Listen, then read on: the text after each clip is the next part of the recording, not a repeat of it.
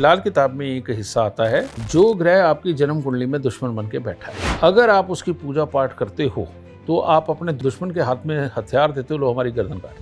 मैंने ऐसे कई बिल्डर देख लिए जो शनि देव पर अपने वजन के 11 गुना तेल चढ़ा चढ़ा के आज बर्बाद हुए पड़े। इंसान ना मन से बच्चा है, उसको जिधर लगाओ लग जाता है।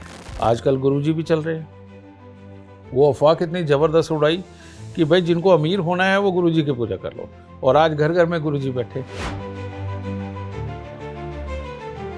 मैंने कई बार देखा है, चाहे मैं रील्स की बात करूं या मैं नॉर्मल जैसे पॉडकास्ट में भी करती हूं, तो कोई भी ज्योतिष एक जैसे उपाय जो है बताते हैं कि तुम चावल ऐसे डाल देना या बहा देना, बहते हुए पानी में तुम नारियल डाल देना। तो मैंने देखा देख बहुत से लोग सेम उपाय करने शुरू कर देते हैं, तो ये मतलब सेम रिजल्ट मिलता है। जैसे मैंने कई बार देखा है कि रील चल रही है, उसमें बता रहे हैं कि तुम जो है बहते हुए पानी में नारियल डाल दो। अब उसे देखा देख जो है कई लोगों ने उसे कर लिया, सेम रिजल्ट मिलेगा हमें?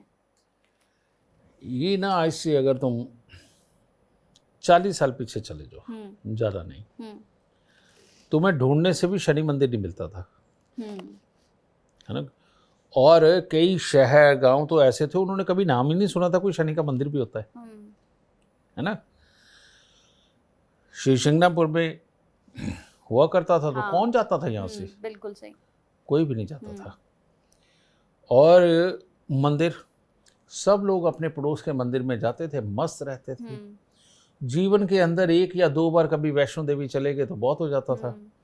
और अगर कोई नॉर्थ से तिरुपति बालाजी हो आए तो कई गांव के लोग पूछने आ जाते थे कि भाई बालाजी कैसे लगते हैं, हैं क्या क्या मिला वहाँ पे।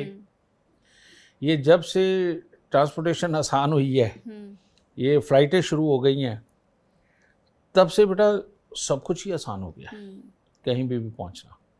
और जो कारें घर घर में पहुंच गई वो और आसान हो गया। अब सब लोग अपनी समस्या की जड़, अपनी सोच की जड़ को नहीं पकड़ते, सीधे भागते। किसी ने बता दिया तो फलाने मंदिर में जाके ये मिलेगा। और अगर किसी ने अफवाह उड़ा दी कि हमारी तो 24 घंटे में मनोकामना पूरी होगी, तो ठीक। आजकल गुरुजी भी चल रहे हैं, वो अफवाह कितनी जबरदस्त उड़ाई कि भाई जिनको अमीर होना है वो गुरुजी की पूजा कर लो, और आज घर घर में गुरुजी बैठे, है ना। लेकिन रजे, इंसान ना मन से बच्चा है, उसको जिधर लगाओ लग जाता है।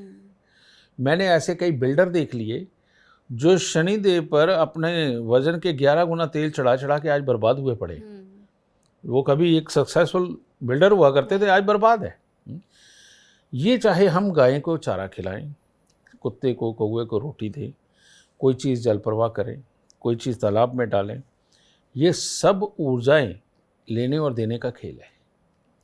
आप ये करने से पहले अगर एक अच्छे एस्ट्रोलॉजर को कंसल्ट करते हैं तो वो आपको ये बताएगा कि ये आपको करना भी चाहिए कि नहीं करना चाहिए। क्योंकि लाल किताब में एक हिस्सा आता है कि अगर जो ग्रह आपकी जन्म कुंडली में दुश्मन बन के बैठा है, अगर आप उसकी पूजा पाठ करते हो तो आप अपने दुश्मन के हाथ में हथियार देते हो, लो हमारी गर्दन काट दो।